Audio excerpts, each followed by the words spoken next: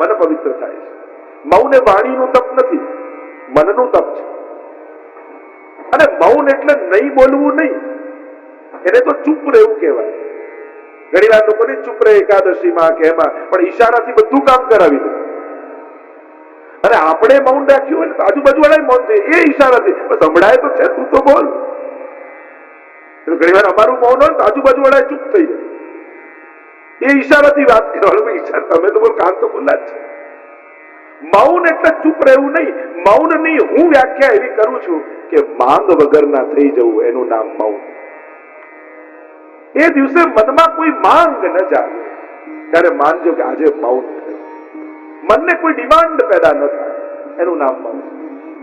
મને પ્રસાદ સૌમ્યત્વમ મૌનમ આત્મ વિનિગ્રહ ભાવ સંશુદ્ધિ રીતિ એ તપોમાન. આ મનનું તપ, એવું શરીરનું તપ ભગવાને કહ્યું, એવું વાણીનું તપ કહ્યું. અનુદ્વેગ કરમ વાક્યમ સત્ય પ્રિય હિતમ ચેત સ્વાધ્યાયા રસનમ ચૈવ વાંગમયમ તપ ઉચ્યતે. કોઈને ઉદ્વેગ થાય એવું ન બોલવું, એ વાણીનું તપ છે. અનુદ્વેગ કરમ વાક્યમ સત્ય પ્રિયમ હિતમ ચેત. સત્ય હોય, પ્રિય હોય ને હિતકારી હોય. આપણું સત્ય સામેવાળા માટે હિતકારી છે. જો સારી વાત એકલા ખૂણામાં લાવીને પણ કહી શકાય, પણ બધાની વચ્ચે એનું અપમાન કરીને સારી વાત કહેશો ને તો એ કડવી થઈ જશે. સત્યને કડવું બનાવીને ન પીરશો, એને ખાંડ લગાવીને આપો, એને સુગર કોટેડ કરીને આપો. આપણી તકલીફ એ છે, સાચું એટલે કડવું. આ એવી ખોટી વ્યાખ્યા આપણે ઉભી કરી દીધી છે ને કે સાચું બોલે કડવો માણસ, સત્ય કડવું હોય. ના, સત્ય જેવું મીઠી વસ્તુ દુનિયામાં કોઈ નથી. પણ એને જો સારી રીતે કહો તો कौन सी बात कहां कैसे कही जाती है, कौन सी बात कहां कैसे कही जाती है, इतना सलीका हो तो हर बात सुनी जाती है. કઈ વાત ક્યારે કઈ રીતે કહેવી એ જો આવડી જાય ને તો તમારી દરેક વાત બધા સાંભળે. પણ સારી વાત પણ ખોટી જગ્યાએ ખરાબ રીતે કહેશો તેનું કોઈ સ્વીકાર નહીં કરે. પછી તો એમ કહેશો હવે તો નહીં જ કરું. આવું કેમ કર્યું? કોઈનો પણ ઈગો હટ કરીને સારી વાત કરો તો કરતો એ ન કરે. અને એટલા માટે ગ્રાહ્ય હોય એવી રીતે સત્યને પીરસતા આવડવું જોઈએ. સત્યપ્રિય હિતમ ચેત સ્વાધ્યાયા વસનમ ચૈવ વાંગમયમ. આ વાણીના તપ થયા છે. તો આ ભૃગુજીએ ત્રણેય દેવોની પરીક્ષા કરી છે. આગળ કૃષ્ણ લીલા વિહારનું વર્ણન આવ્યું છે. 10મો સ્કંદને અહીંયા વિરામ આપીએ. બોલો ગોવર્ધન નાથ કી જય, વલ્લભાધીશ કી જય, ભાગવત ભગવાન કી જય. એકાદશ સ્કંદ મુક્તિ લીલા. 31 અધ્યાયમાં આ મુક્તિ લીલાનું વર્ણન ભાગવતીમાં આવે છે.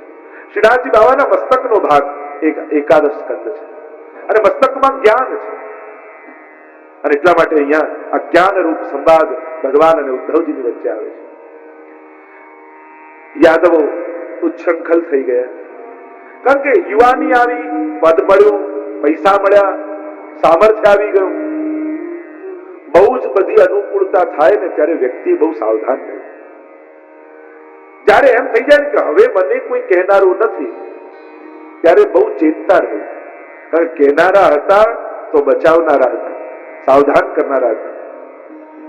અને એટલા માટે ફ્રી વે હોય ને એમાં એક્સિડન્ટ બહુ વધારે થાય, જ્યાં સિગ્નલ ના હોય ત્યાં. કારણ કે એમ થાય કે અહીંયા ક્યાં રોકાવાનું છે. જીવનમાં પણ એવું જ છે, જયારે કોઈ રોકનારું ન રહે ને ત્યારે જ ભટકાઈ જવાની ખતરો જીવનમાં રહેતો હોય છે. અને એટલા માટે જીવનમાં જયારે વડીલો ન રહે તોય કોઈ એક એવા વ્યક્તિને રાખજો જે તમે ખોટું કરતા હો તો તમને ટોકી શકે, તમને સાવચેત કરી શકે. અને એ વ્યક્તિઓ કદાચ આપણા ઈગોને ચોટ પહોંચાડશે પણ આપણું ભલું કરનારા છે. કોઈ વ્યક્તિ ન મળે તો કોઈ ગુરુજનના સાનિધ્યમાં રહો, પણ કોઈ એક વ્યક્તિ તો એવો રાખો કે સાચું અને ખોટું આપણને સંકોચ વગર કહી શકે. કારણ કે આવા વ્યક્તિઓ જયારે જીવનમાં ન રહે ને ત્યારે રસ્તો ભૂલી જવાની સંભાવનાઓ વધી જતી હોય છે, પતનની સંભાવનાઓ વધી જતી હોય છે. એટલે જીવનમાં એવા વ્યક્તિઓ જરૂરી છે.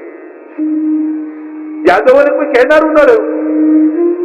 એક યજ્ઞ ચાલતો એટલે કેટલાક યુવાન યાદવોને એમ થયું કે લાવને મસ્કરી કરીએ. શાંબ નામનો એક યાદવ હતો, એને ગર્ભવતી સ્ત્રીનો વેશ ધરાવ્યો. આ બેવો વેશ પહેરાવી દીધો અને કહ્યું આ ઋષિઓની મજાક કરીએ.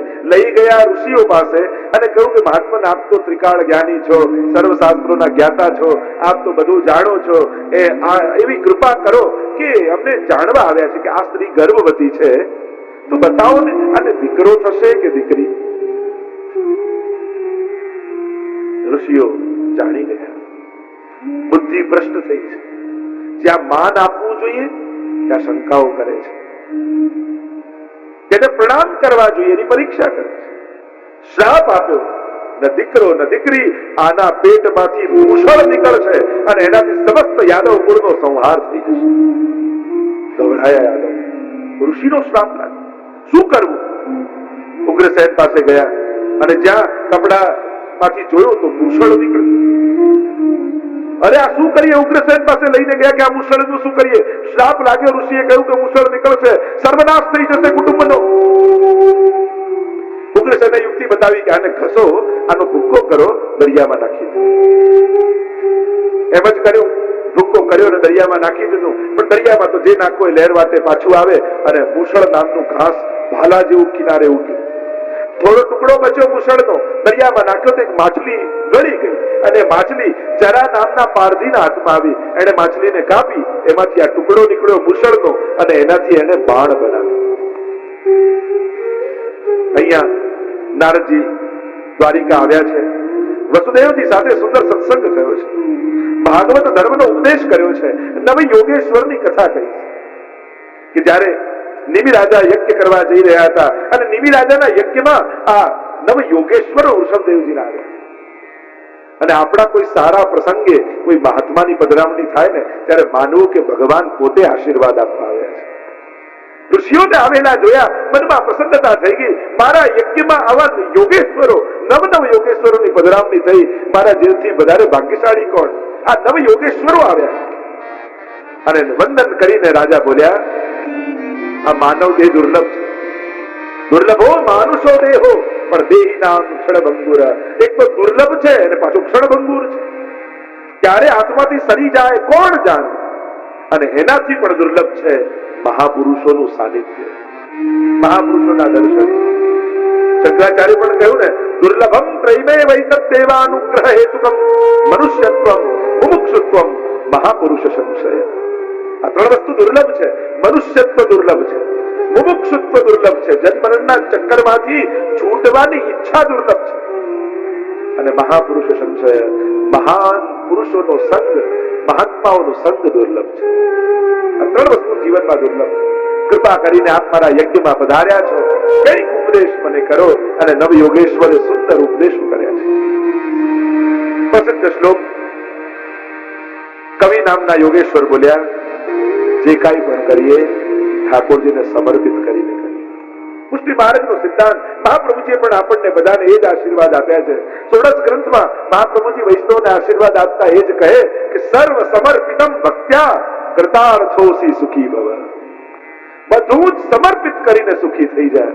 જ્યાં સુધી તારા હાથમાં પકડેલું છે, જ્યાં સુધી તારા માથે રાખેલું છે, ચિંતાઓ ત્યાં સુધી જ છે.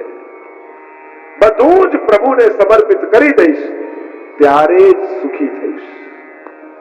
આ બધું જ પ્રભુનું છે અને આ જે કઈ મને મળ્યું છે એ ઠાકોરજીની આપેલી પ્રસાદી છે. અને પ્રસાદ મળે ને એમાં ચોઈસ ના હોય.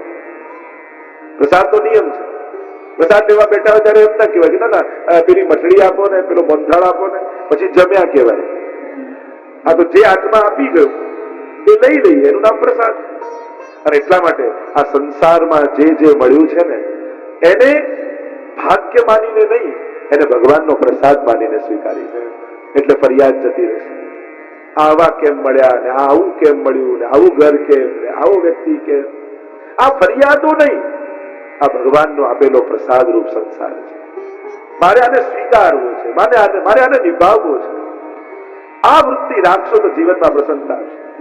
એ તો ઘણા એવા ફરિયાદ કરતા, અમને જ આવા કેમ મળ્યા કે તારા સિવાય કોઈ સાચવે એમ નહોતું એટલે ભગવાને તને આપ્યા. બીજું તો શું કહીએ કે આને તારા સિવાય કોઈ સાચવે એમ નહોતું એટલે પ્રભુએ નક્કી કર્યું કે આ જ સાચવશે. બીજો તો શું જવાબ હોય? હા, તારું આની જોડે ઋણાનુબંધ છે. એ ઋણ ચૂકવવા માટે ભગવાન બધાને ભેગા કરે છે. પ્રસાદ માનીને સ્વીકારો. શરણાગતિ જ એકમાત્ર ઉપાય છે. પ્રભુને છોડી બધું પકડવા જશો તો હાથમાં કાંઈ નહીં આવે. પણ પ્રભુને આગળ રાખી એને ધરવા માટે ભેગું કરશો ને તો બધું જ પ્રસાદ રૂપે ભગવાન આપશે. અધિકાર રૂપે જીવનમાં પામવા ન જાઓ, પ્રસાદ રૂપે પામવાનો પ્રયાસ કરો. આપણો હક કશા ઉપર નથી. સૌથી પહેલા હક છોડી દો. કારણ કે આપણે પોતાને યોગ્ય માનીએ ને તો હક લેવાની ઈચ્છા થાય. આના પર મારો હક, આમ હક, આ મારો હક છે. હક છોડી દો. સંસારમાં શાંતિ જોઈએ છે. જે મળ્યું એ ભગવાનના ઉપકાર રૂપે મને મળે છે. એટલે આભાર નિવૃત્તિથી જીવો તો શાંતિ થાય. જે મળ્યું એ પ્રભુનો. ફરિયાદ નહીં, આ ન મળ્યું, પેલું ન મળ્યું, આમ ન થયું. જે થયું એ ઘણું થયું છે. આપણે એના કરતા ઓછા ને લાયક હતા. ભગવાનને તો ભાગ્ય કરતા વધારે આપ્યું છે એવું માનીને જીવો. આમ આગળ હરિનામના યોગેશ્વરે ઉત્તમ ભાગવત, મધ્યમ ભાગવત અને પ્રાકૃત ભાગવતની ચર્ચા કરી. અને ચમસ નામના યોગેશ્વરે કહ્યું ભક્તિહીન મનુષ્યની તો અધોગતિ થાય છે. ધર્મભાજન નામના યોગેશ્વરે પ્રભુના સ્વરૂપની આરાધનનો પ્રકાર બતાવ્યો છે. સુંદર સત્સંગ થયો છે. 3 પ્રકારના ભક્તો બતાવ્યા: ઉત્તમ ભાગવત, મધ્યમ અને પ્રાકૃત. ઉત્તમ એ છે જે બધામાં ભગવાનને જુએ. મધ્યમ એ છે જે ભગવાનને પ્રેમ કરે અને ભગવાનના ભક્તોને પ્રેમ કરે અને દરેકમાં ઈશ્વરને જુએ. પ્રાકૃત એ છે જે ઈશ્વરમાં ઈશ્વરને જુએ પણ બીજા કશામાં ભગવાનને જુએ. એમ આપણે સેવા કરીએ ત્યારે ઠાકોરજીને લાલ લડાવવું એ તો મનમાં હોય, પ્રભુને પ્રસન્ન કરવા એ તો વિચારીએ, પણ એક વસ્તુ સાવધાની રાખવી, સેવાને કારણે કોઈને પણ દુઃખ ન પહોંચે એની સાવધાની સેવા કરનારે સતત રાખવી. તો ઘણી વાર એમ થાય સેવાના નિમિત્તે આપણે કેટલાને દુઃખ પહોંચાડીએ. સેવા એ આપણો આનંદ છે, કોઈને શ્રમ આપવા માટે નથી. હા, કોઈને શીખવાડીએ જુદી વાત છે. કોઈ ખોટું કરતું હોય તો એને સાચું, જેને શીખવાડવાની જવાબદારી આપણા માથે હોય એને શીખવાડવું જ જોઈએ. નહીં તો આપણે નહીં કહીએ તો કોણ કહેશે?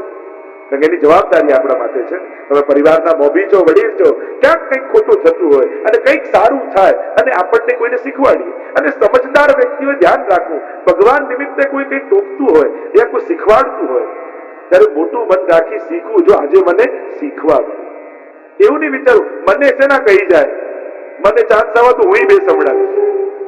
આમ કરીને મોકાઓ નહીં ગોતવા.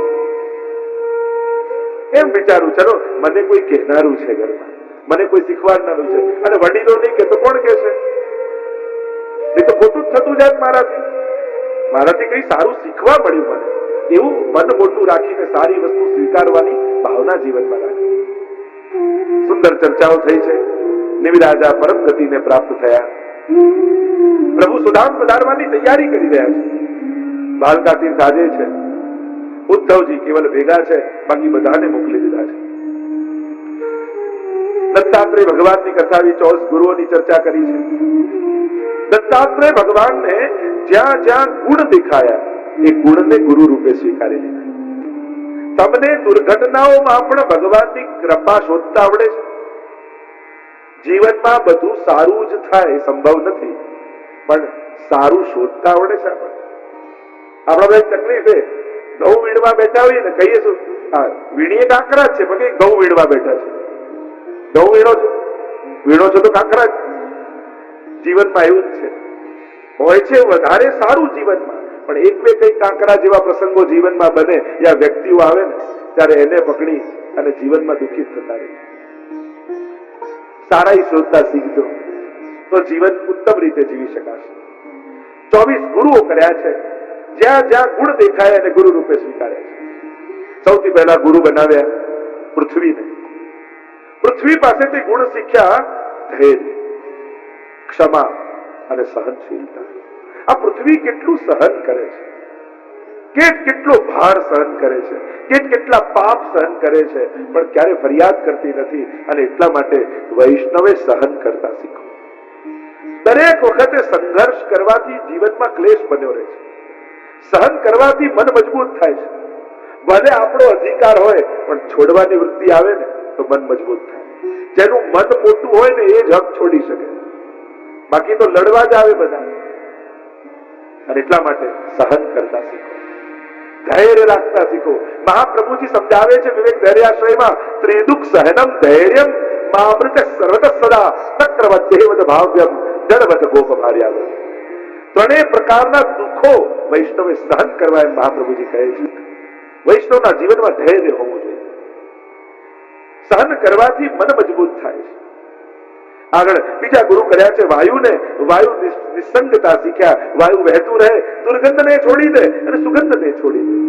એમ જીવનમાં ઘટનાઓ ઘટે પણ પછી જીવનને આગળ વધારતા શીખે. બહુ ભૂતકાળને પકડી રાખશો ને તો ભવિષ્ય ધૂંધળું થઈ જશે. ભૂતકાળથી પ્રેરણા લેવાય પણ ભૂતકાળને જ વાગોળ્યા કરીએ ને પછી ભવિષ્યમાં આનંદ ન માણી શકે. અને એટલા માટે વહેતા રહેવું, બંધાઈ નહીં જવું, રોકાઈ નહીં જવું, ભૂલતા શીખવું. દુર્ઘટનાઓને ભૂલીએ અને જીવનને આગળ વધારીએ. કારણ કે ભૂતકાળની કોઈ પણ ઘટનામાં જીવનને બાંધી રાખ્યું તો જીવન બંધાયેલું રહેશે. આગળ વધે, પવનની જેમ વહેતા રહો. ત્રીજા ગુરુ કર્યા આકાશને. આકાશ પાસેથી વ્યાપકતા શીખ્યા, વિશાળતા શીખ્યા. આકાશ કેવું વિશાળ છે એમ વૈષ્ણવનું મન પણ મોટું હોવું જોઈએ. અને મન મોટું કરવાની કસરત જ એ છે. રોજ 10 મિનિટ આકાશ સામે જો, રોજ જોશો ને મન મોટું થશે. ક્યાં કેટલું મોટું બ્રહ્માંડ, અને બ્રહ્માંડમાં ક્યાં રાયના દાણા જેવી પૃથ્વી, અને પૃથ્વીમાં ક્યાં ભારત દેશ, એમાંય ક્યાં ગુજરાત, એમાંય ક્યાં અમદાવાદ, ને એમાંય ક્યાં સાનિધ્ય પાર્ટી પ્લોટ, અને એમાં એક નાનકડી ખુરશી પર બેસેલો માણસ એમ કે હું આમ છું. તેની શું કિંમત? આપણે આ આખા અસ્તિત્વમાં કાંઈ નથી અને આપણે કઈ કરી શકવાના નથી. આકાશ વ્યાપક છે. મન મોટું રાખજો. અને મોટાઓના મન તો મોટા જ હોવા જોઈએ. નાનાઓની ભૂલોને ક્ષમા કરી શકો એટલું મન તો મોટું હોવું જોઈએ. નાનાઓને વારે ઘડીએ અવસરો આપવા. ભૂલ થાય, માણસ છે, માણસના જીવનમાં ભૂલો થઈ શકે, પણ માફ કરવાની મોટાઈ છે ખરા? ખાલી ઉંમરથી થાય મોટો એ મોટો નહીં, જે સમજથી મોટો હોય ને એ મોટો કહેવાય. ઉંમરની સાથે સમજ પણ મોટી થવી જોઈએ. ઘરમાં સન્માનથી કેમ રહેવું એ સમજ મોટાઓમાં હોવી જોઈએ. નાનાઓની જેમ દરેક વાતમાં વહી જાય એ મોટો નહીં. ઉંમરની સાથે ધીમે ધીમે સમજ મોટી. જેમ આપણે નાના હતા ને કોઈ ડીકલી ને ગાડીથી રમતા, કેવી મજા આવતી. કોઈ લઈને તો રડવા લાગતા, પણ એ જે 5 વર્ષનો બાળક 20 વર્ષનો થાય ત્યારે રમકડાને જોઈને હસે, આમાં શું મજા આવતી હતી? હું કેવો હતો જો ને, આ ગાડી કોઈ લઈને તો રડતો, આમાં શું મજા કરતો? એ રીતે જેમ જેમ માણસની ઉંમર મોટી થાય એમ સમજ પણ મોટી હોવી જોઈએ. કે મોટા વ્યક્તિની વાણી કેવી, એના વિચાર કેવું, એનું હસવું કેવું, એનું રડવું કેવું, દરેકમાં મોટાઈ છલકે છે. મોટા થવાની વાત કરું છું, ગરડા થવાનું નથી કહેતો. ગરડા તો થવું જ નહીં. ગરડા થવું એ પછી જુદી વાત છે. હવે તો કાંઈ રહ્યું નથી ને કોઈને બોલાવા જેવા નથી ને કઈ સંસારમાં મજા નથી, આવો રડતો રહે ને ગરડો કહેવાય. ગરડા ના થતા, મોટા થતા. જો અહીંયા સિનિયર સિટીઝન નું આખું સુંદર ગ્રુપ ચાલે છે, કેવી સરસ પ્રવૃત્તિઓ કરે છે. મોટા થજો, ગરડા નહીં થજો. જીવનનો થાક ન દેખાવો જોઈએ, અનુભવોની સમજણ ચહેરા પર દેખાવી જોઈએ. જીવનમાં આટલી ઘટનાઓમાંથી પસાર થયા, કેવી સમજ અમારી અંદર છે. અને સમજ એને કહેવાય કે વિપરીત સંજોગોમાં પણ પોતાના ચિત્તની શાંતિ બનાવી રાખે, એ સમજદાર વ્યક્તિ કહેવાય. વિપરીત સંજોગોમાં પણ જીવનમાં સમજ દ્વારા શાંતિ મેળવી શકો છો, એ સમજદાર, એ મોટો માણસ. એ મોટાઈ કેળવતા શીખજો જીવનમાં. આમ આકાશ પાસેથી વ્યાપકતા શીખ્યા છે, જળ પાસેથી સ્વચ્છતા, મધુરતા, પવિત્રતા વહેતા રહે. જળ કેવું વહેતું રહે, અને વહેતું રહે એ જ સ્વચ્છ રહે. એમ સમજ જેની વહેતી છે, વિચાર જેના વહેતા છે, જીવન જેનું વહેતું છે, એ જ પોતાનું માધુર્ય જાળવી રાખે છે. નહીં તો જીવનના છેલ્લા પડાવમાં માણસ ઘણીવાર બહુ કડવો થઈ જાય છે. કારણ કે વિચાર બંધાઈ ગયા હોય, ધારણાઓ બંધાઈ ગઈ હોય, આમ જ આમ જ આમ જ આમ જ, અને બંધાઈ જશો તો ગંધાઈ જશો. બંધાશો તો દુર્ગંધ આવવા લાગશે. એને વહેતા રહેવું. ઘણા લોકો મોટી ઉંમર થાય એટલે નવા સમયે નવા લોકોને કોસતા જ રહે. આ યુવાની આવો તો બગડી ગયા, આ તો બધું ખરાબ, આ તો હવે અરે ના, તમે યુવાન હતા ત્યારે તમારા વડીલો આમ જ કહેતા હતા. આ તો જીવનનો એક ઘટના ચક્ર છે. દરેક વખતે દરેકને આવું લાગે. એટલે કડવા નહીં થઈ જવું, વહેતા રહે. નવા વિચારોને સ્વીકારવા. મોબાઈલનો યુગ છે તો મોબાઈલ ભલે મોટી ઉંમરના હોય, શીખવાનું કેમ ના આવડે? કોમ્પ્યુટર વાપરતા કેમ ના આવડે? હવે આખી દુનિયાની અંદર છે. જૂના બનીને નહીં જીવો, સમયની સાથે જીવતા શીખો. સિનિયર ક્લબોમાં પણ મોબાઈલ શીખવાડો, ભેગા મળીને કોમ્પ્યુટર શીખવાડો, ઇન્ટરનેટ શીખવાડો. એ લોકો પણ દુનિયા સાથે જોડાઈ શકે. કેમ આજનું એને ખબર ન હોય? કેમ યુવાનોને એમ લાગે કે આ લોકો જૂના થઈ ગયા? નવી વાત આપણે કેમ ન કરી શકીએ? જેને એમ લાગે ને હવે નવું કાંઈ કરવા જેવું નથી, એ ગરડો કહેવાય. નવા નવા પ્રયોગો જીવનમાં થતા જ રહેવા જોઈએ. સુંદર પ્રયોગો થવા જોઈએ. નવી વસ્તુનો સ્વીકાર થવો જોઈએ. ટેકનોલોજીને અપનાવવી જોઈએ. હવે એના વગર ચાલે એમ નથી. અત્યારના લાગવા, અને તમે જો અત્યારના લાગશો ને તો તમારા પૌત્રાઓ તમારી વાત માનશે. તમે જૂના લાગો છો એટલે કોઈ બધાને એમ લાગે છે કે આપની વાત માનવા જેવી નથી, એટલે જૂના છે, સમય બદલાઈ ગયો છે. પણ તમે સમયની સાથે હશો ને તો દરેકને એમ લાગશે કે આપની વાત સાંભળવી જોઈએ. એટલે જૂના ના બનતા, અત્યારના રહેશે. જે 21મી સદીમાં છે, 21મી સદી તો જળ પાસેથી સ્વચ્છતા, મધુરતા વહેતા રહેતા શીખ્યા. અગ્નિ પાસેથી તેજસ્વીતા, ઉર્ધ્વ ગમનતા શીખ્યા. લાકડીમાં અગ્નિ સળગાવો ને, એ લાકડીને ઊંધીને નીચી કરો ને તો અગ્નિ તો ઉપર જ જાય, એ નીચી ના જાય. સંજોગો ભલે નબળા થાય, સમજ નબળી નહીં કરે. નિશાન ચૂકમાં નતાક નીચું નિશાન. પરિસ્થિતિ કદાચ નીચી આવે, નબળી આવે, સંજોગો ખરાબ આવે, પણ ખરાબ સંજોગોમાં પણ જે સારું વિચારતો રહે એ વૈષ્ણવ છે, એ સમજદાર છે. વિપરીત સંજોગોમાં પણ સમજ સારી